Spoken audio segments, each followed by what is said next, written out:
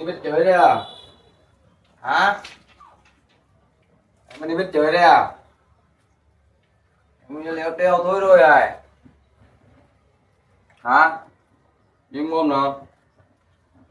Mẹ ăn dương mồm nào?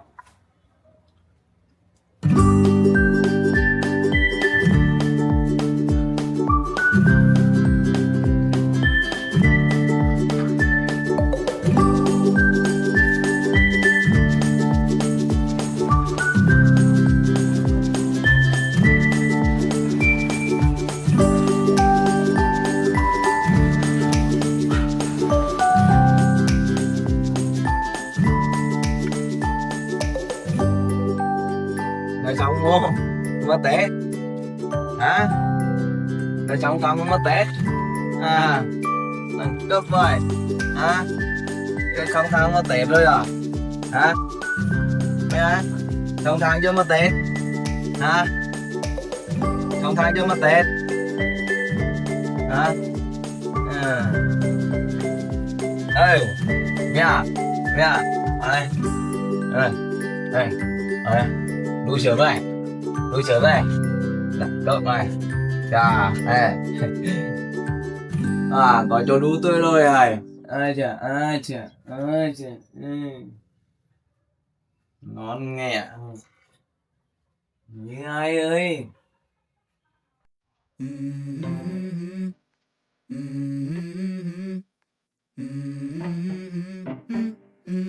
Let's go. I wake up to a little bit of drool on my pillow, feel like it's gonna be a bad day. Yeah, I'm tired of shit, and the coffee ain't hit yet, damn, ain't that great. I don't wanna go to work, cause my boss is a jerk, and I'm not even that paid. I need a change in my life, cause I don't feel alive, and there's nothing that makes me happy.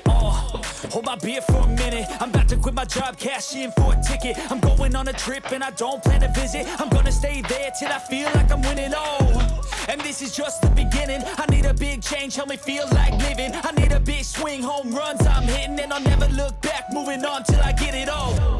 And we all got dreams, we all want things, but what you gonna do for it? How you gonna move for it? What you... Làm gì đó? Hả? Em làm gì đó? Ừ? Người cái gì? Ngồi đây, ngồi đây, ngồi đây. Em ngồi xuống đây. Em... Ừ. Đi ra đây bác, ra đây bác. Ra đây lên vai bác. Lên vai. Em đi lên vai không? Đi lên vai vẫn bác. Đi lên vai không? Đi lên vai không? Còn đi nhá. Đi bác. Đi lên người mà đi bác. Đi lên người bác. Đi lên người vẫn bác. Đi lên người nhá. Không đi gì.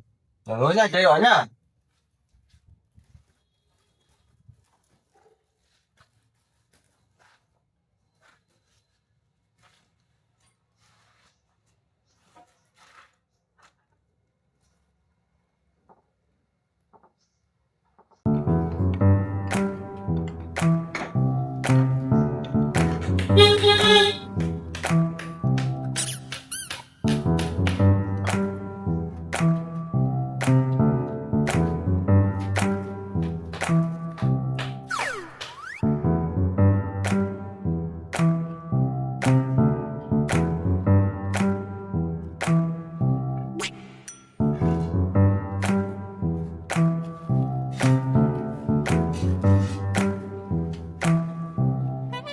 Nhớ phải gì đâu.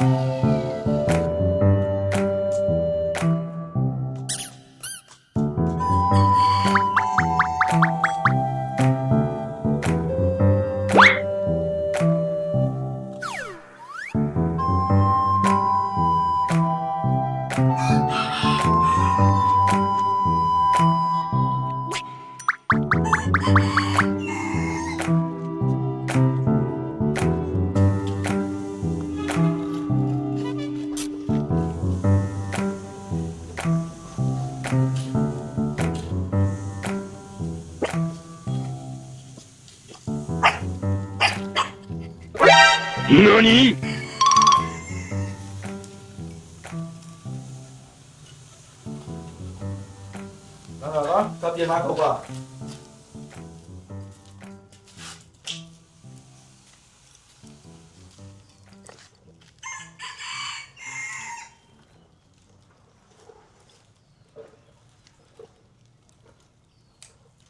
gì đó